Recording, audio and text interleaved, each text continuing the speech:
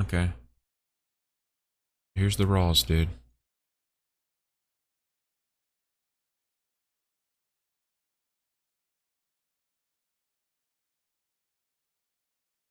Put some music on, dude.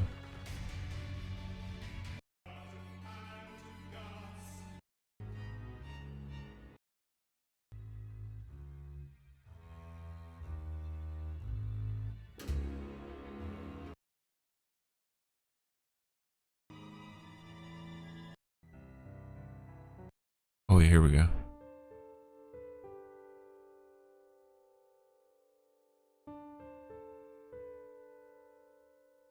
Some witch, dude. Who's that? Making a freaking soup or something.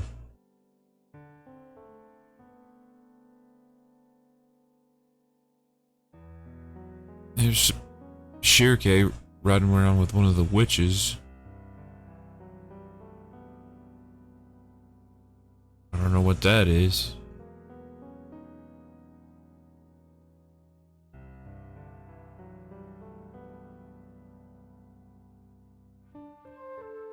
They're flying over some big cliff.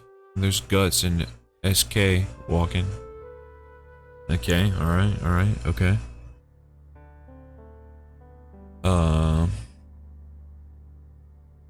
Who's this in front of him?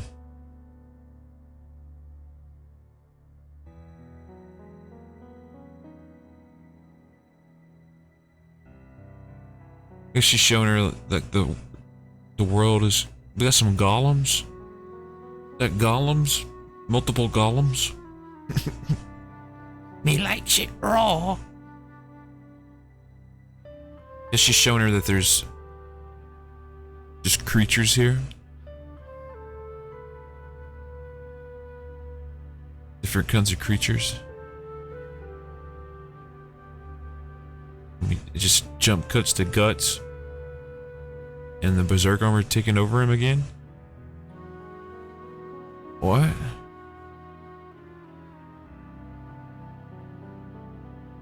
There's more panels that can't really see all that well. Oh, I guess this is the first.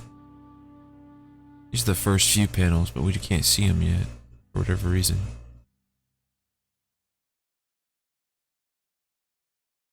She brought her to this place.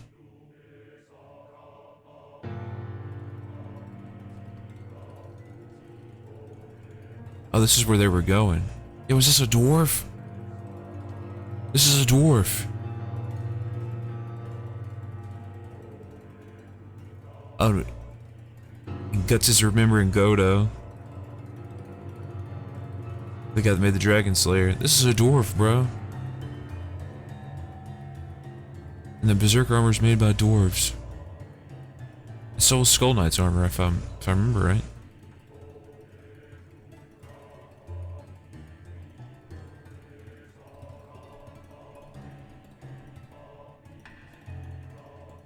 So he's going to teach him how to control it, maybe.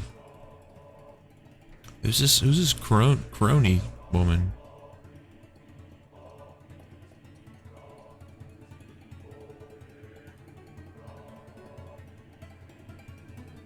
What are these creatures? Maybe she wants to teach her some kind of new spell or something?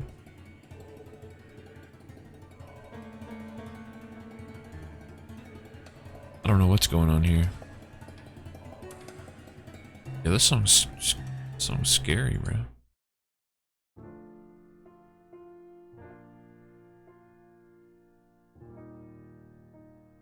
I don't know what's going on here. Oh. Here we go. As they stand on the cliffs of Skella, Guts asks the Skull Knight why he has come. SK answers causality has led him here. Guts tells him that he's talking cryptically again. He also thanks him for the advice he's given him in the past, but cracks a joke saying that despite SK's overwearing, he's made it here in one piece, albeit with just one eye and one arm. Although there was a bit of violence on the way, Skull Knight tells him to stay alert because causality hasn't yet been consecrated.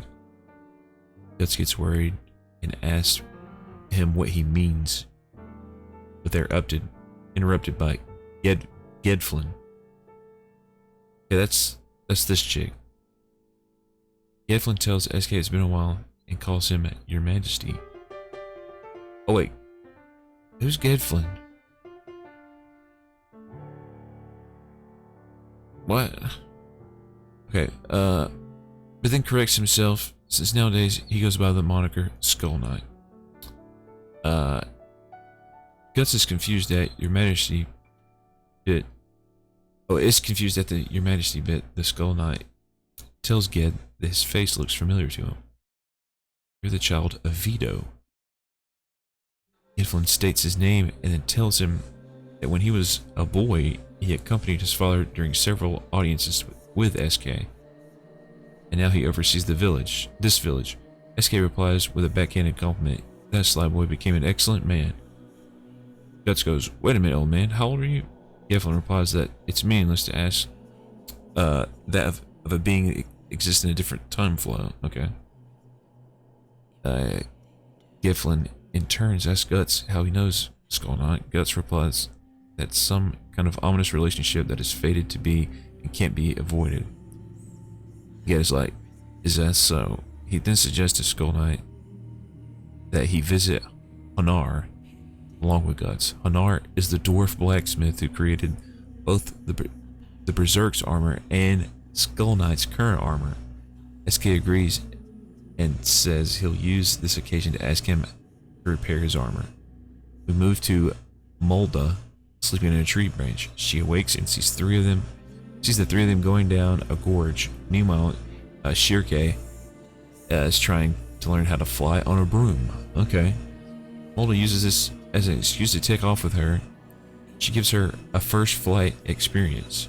She teases her, but also gives her genuine information comparing how it's different from flying with one's body of light. She also says that, without boasting, she's the best at flying on the island. Of course, it's more or less an excuse to follow Guts and co. And as she points them out, she and Shirke decide to follow. Oh my god. Head into a deep gorge, and Shirke remarks that the atmosphere is different there. Molda explains that it's for the eccentrics of the island, because no matter how bright and beautiful the Queen of the Elves is, some people prefer dimness to sunlight. Just like the spirit Shirke summoned earlier, Molda also reveals that her teacher lives there. Okay. She's curious as to where Guts and Gedflin are going, as well as this strange night she's never seen before. As they get deeper, Shirke gets worried. Now the atmosphere is really different. This place is close to Quillifoth, which is where the trolls were, you know, nasty. Then when they came across inactive Wickermen, Molda explains that long ago they came under attack from a big country on the continent, and some magic users sacrificed the souls of enemy soldiers to create these constructs. They also get a bit into Molda's outlook on life and her slight disdain for the village above, as well as Shirke's relationship with her comrades. They encounter Volva, or maybe Volvapa. That's a strange name. Molda's teacher. Oh, that's the crony witch lady we just saw. She chastises Molda for taking out a Wicker Man. Gil Crone is a master of curses and other dark arts. Shirke introduces herself as Flora's apprentice, who the old witch seems to know, or at least has heard of. They ask her if she hasn't seen that Gedflin and the two knights pass by, and she tells them they went to the stone forest. It's where the dwarves dwell. Dude, another reason why I love this freaking manga, dude. There's dwarves in it. No other manga has dwarves in it. Molda's not happy as she does not like the place. They leave, and Molda's teacher basically yells at her because she's never helps her with anything. She briefly muses throwing a curse on her. Also reflects on the fact that she's made a friend, although she seems worried about the fact, for a good reason. Hey, come on now. She seems worried about the fact said friend is related to Flora. That Skull Knight, who she calls by name, is here. Oh. Thinks to herself that old man's usual nonsense will finally become true. Okay, the girls get into the entrance of the stone forest. Mulder explains that they have walked. They'll have to walk from here on out. The place is narrow and dark, but it also got. But it's also got a high concentration of berets. Berry, I don't know what that is, which makes it very tiring to fly. Meanwhile, Geflin and his guests come upon Hanar, the blacksmith. He asks him, what's a magician doing down here, but then sees the Skull Knight is here. He says it's nostalgic to see him again and calls him King. Oh, King Geiseric, dude. Confirmed. Okay. He also gets comments on the fact that he's passed on to the other world, then says it's no surprise. It's thanks to his skill. The Skull Knight replies, "Thank you, I'm doing fine, my friend." Hanar isn't having it though. "Oh, you're doing fine, you say? Such a babbling. You're still babbling in your coffin." Hanar then turns his attention to Guts. He didn't seem to think he'd see the armor again. He tells Guts that it looks like he's been using it for a long time. Guts answers that indeed, and thanks to it, he's been able to dodge death many times. He thanks Hanar.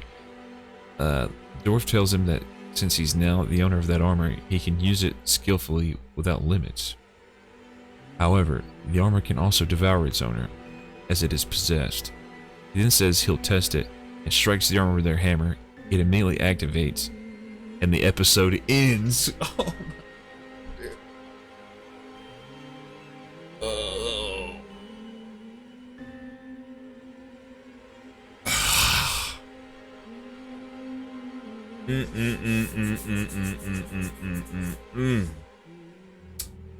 Man, oh man, oh man, oh man, oh man, oh man, oh man, oh man.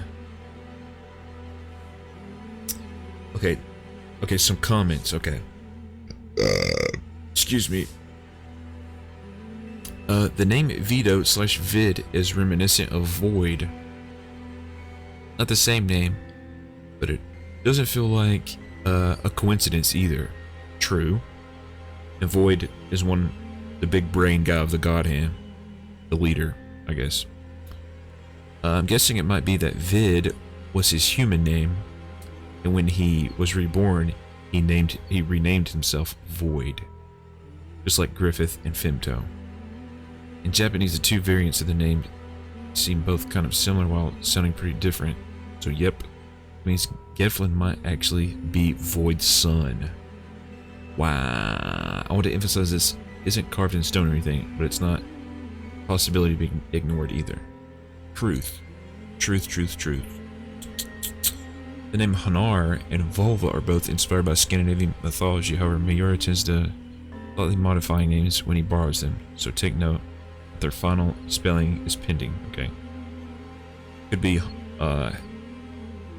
Hanar, for example, just so with just one R. The old witch is still determining. I'm still determining what I find to be the likeliest spelling. It's Volvapa for now. Speaking of her master of curses, but she'd like to have a look at the brand. Oh.